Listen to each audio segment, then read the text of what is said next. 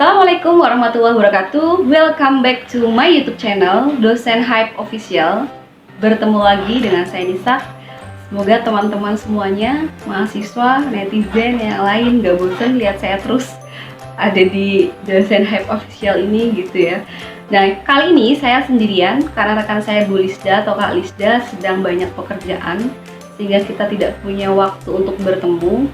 Mungkin lusa baru kita ketemu dan buat konten lagi gitu ya. Jadi dalam video kali ini saya akan mencoba melanjutkan video yang sebelumnya tuh, karena beberapa mahasiswa tuh yang menanyakan, Bu, itu nanggung banget deh, kayaknya kurang ada sesuatu untuk yang dipelajari pada saat skripsi gitu.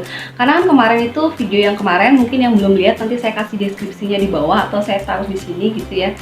Nah, kemarin kan itu kita disuruh menguasai, bukan disuruh, tapi hal-hal yang harus kita kuasai atau hal-hal yang harus kita siapkan dalam sidang gitu kan. Misalkan mental kita itu nanti seperti apa, kemudian kita harus menguasai materi skripsi dari awal sampai akhir, kemudian kita bisa mengetahui karakter-karakter penguji kita supaya pada saat sidang pun semuanya bisa berjalan dengan lancar gitu. Nah, dalam video kali ini saya akan melanjutkan mengenai temanya tidak jauh dari skripsi, tidak jauh dari skripsi gitu, yaitu mengenai 10 plus 10 lebih dikit lah nanti kalau ada ditambahin gitu ya, mengenai pertanyaan yang sering muncul atau yang sering ditanyain oleh pembimbing dan penguji pada saat sidang skripsi. Jadi makin lengkap nih video yang kemarin sama sekarang gitu ya, supaya harapannya adalah ketika teman-teman semuanya menyaksikan atau melihat video ini, ya insya Allah dalam persiapan skripsi pun akan berjalan dengan lancar gitu, karena sudah tahu persiapannya gitu ya. Oke, perlu digarisbawahi ya, jadi yang saya akan sampaikan di sini adalah 10 pertanyaan mengenai penelitian kuantitatif dulu. Nanti untuk penelitian yang lain kita ada di video-video selanjutnya gitu. Karena yang sekarang banyak diminta adalah kuantitatif. Kuantitatif itu jenisnya banyak ya, ada eksperimen, ada deskriptif, ada asosiatif, ada komparasi dan lain-lain gitu. Nah, ini saya secara gambaran secara umum. Baik, jangan lama-lama nanti bosen.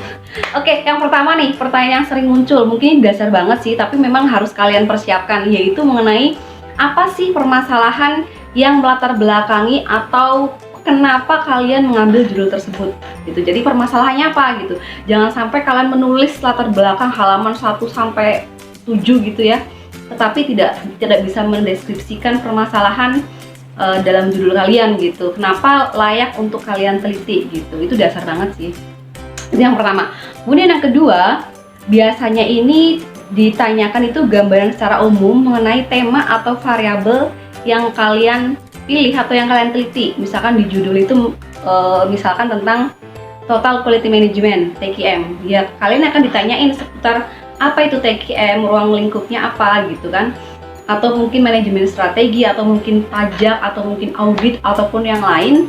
Nah, kalian harus menguasai itu tema atau variabel-variabel utama dalam penelitian kalian. Sekarang pertanyaan ketiga, yaitu masih di bab 1 nih, mengenai rumusan masalah.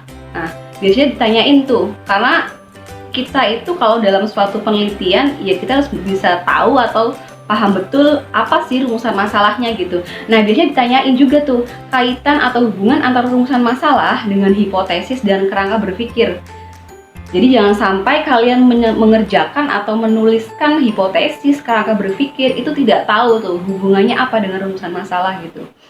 Itu kalian pelajari. Kemudian yang keempat, yaitu mengenai kajian teori. Nah, karena ini kan kalau kuantitatif itu kan kita menguji teori tuh. Jadi teorinya atau referensi di bab kedua tuh harus banyak. Karena kita akan menguji teori, apakah teori yang ada itu kita terapkan di penelitian kita itu hasilnya sama atau enggak gitu ya.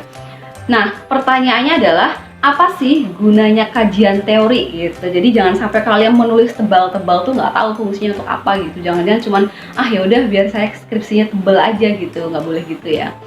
Oke, yang berikutnya pertanyaan kelima, yaitu mengenai penelitian terdahulu. Nah, biasanya tuh ada yang menampilkan penelitian terdahulu tuh banyak banget tuh, ada sampai 10, ada sampai 5 gitu ya.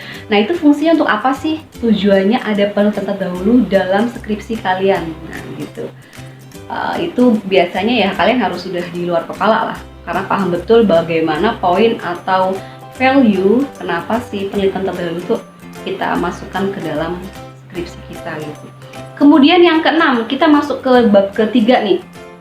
Biasanya itu jenis penelitian, itu pasti ditanyain apa sih jenis penelitian, supaya nanti berkorelasi nggak sih dengan judulnya gitu. Nanti ketika jenis penelitian itu tidak terlepas dari jenis datanya itu apa, data primer atau data sekunder gitu. Nah itu berkaitan gitu. Kemudian yang selanjutnya, ketika memang itu datanya data sekunder itu tidak ada masalah ya, karena kan kita tinggal mengambil dari laporan atau dari dokumentasi atau dari website gitu ya, website resmi. Yang jadi permasalahan adalah ketika dia menggunakan data primer. Gitu. Data primer itu bisa berupa angket atau wawancara atau observasi. Nah, biasanya penguji menanyakan tuh, bagaimana cara kalian membuat instrumen atau memperoleh datanya itu dari instrumen tersebut gitu. Karena kan ini kan kuantitatif data primer gitu.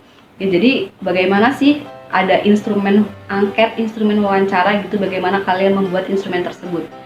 Yang kita tahu bahwa instrumen itu sangat penting gitu ya. Karena di situ ketika instrumen kita ternyata tidak benar atau tidak tepat bagaimana cara pembuatannya atau prosedurnya, ya percuma aja data yang kita ambil atau yang kita teliti ya akan menjadi bias gitu. Terus kemudian pertanyaan berikutnya, udah keberapa tuh? Pertanyaan berikutnya adalah mengenai teknik analisis data gitu. Jadi karena ini kuantitatif gitu ya, apakah nanti sesuai nih antara judul, rumusan, hipotesis dengan jenis penelitiannya dan teknik analisis datanya gitu, nanti akan sesuai atau enggak tuh. Terus kalian bisa menguasai enggak, karena itu kan pokok poin utamanya skripsi kalian yang kalian lakukan selama ini gitu. Data yang kalian sudah ambil, bagaimana kalian mengolah dan menganalisisnya gitu. Kemudian yang terakhir, mungkin udah 10 atau baru 9, nanti coba dicek lagi. Yang terakhir itu poin utamanya nih, bagaimana hasil. Nah, hasil dari penelitian kalian gitu. Apakah memang menjawab pertanyaan-pertanyaan atau permasalahan yang tadi kalian sebutkan pada latar belakang masalah atau enggak gitu. Nanti impact-nya itu, feedback-nya itu, kesimpulannya seperti apa hasilnya gitu. Nanti karena itu menjadi poin yang paling penting juga sih, kebermanfaatan hasilnya itu apakah bisa menjadi solusi atas permasalahan yang kalian teliti di perusahaan X gitu ya, atau seperti apa hasilnya gitu. Kemudian mungkin ini buat tambahan tadi plus-plusnya nih, atau mungkin ini tadi udah 9 atau 10 gitu ya.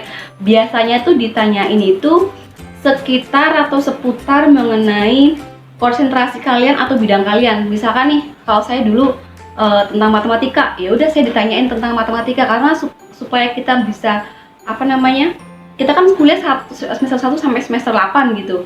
Nah, itu kalau kita tidak tahu dasar-dasar dari matematika, ya itu percuma aja, kita kuliah selama ini ngapain aja gitu ya. Nah nanti mungkin misalkan kalian konsentrasinya misalkan akuntansi, pajak gitu, atau mungkin audit gitu ya, atau mungkin manajemen keuangan, manajemen pemasaran, ya kalian akan ditanyain seputar itu. Jadi supaya kita sebagai mahasiswa itu menguasai nggak sih minimal dasar-dasar dari jurusan yang kalian ambil, karena kan perkuliahan itu kan sangat panjang gitu. Itu plus-plusnya. Terus ada lagi misalkan gini, ini yang tidak kalah penting yang disiapkan, sepele sih tapi penting. Misalkan mengenai kata-kata yang sering muncul dalam skripsi, biasanya tuh ada tuh dosen penguji yang memang dia tuh detail per kalimatnya, terus ada kata-kata yang sedikit agak penasaran gitu. Misalkan tentang ada misalkan korelasi gitu, apa sih korelasi itu gitu. Kalau dulu saya tuh pernah mengajukan judul manajemen kelas, ditanyain sepele nih, kelas itu apa sih gitu. Nah itu penting untuk kalian pahami kata-kata yang memang itu sesuai dengan skripsi atau judul kalian gitu. Misalkan ada gramatikal, nah itu kan yang menjadi sorotan, apa sih itu, kalian paham nggak gitu, kenapa kalian akhirnya menuangkan kata-kata tersebut ke dalam skripsi kalian gitu.